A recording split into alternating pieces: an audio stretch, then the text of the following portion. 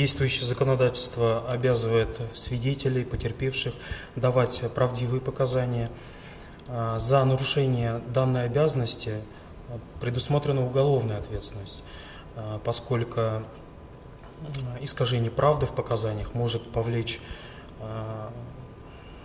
затруднение при вынесении судебного акта, препятствовать установлению истины по гражданскому или уголовному делу. В октябре Сибайским городским судом было рассмотрено уголовное дело в отношении женщины, местной жительницы, за дачу заведомо ложных показаний. Данная женщина являлась потерпевшей по другому уголовному делу по факту нанесения ей телесных повреждений. В ходе рассмотрения уголовного дела она была предупреждена об уголовной ответственности за дачу заведомо ложных показаний. Однако, вопреки предупреждению об ответственности, в ходе рассмотрения дела она дала показания ложные. Данные действия суд расценил как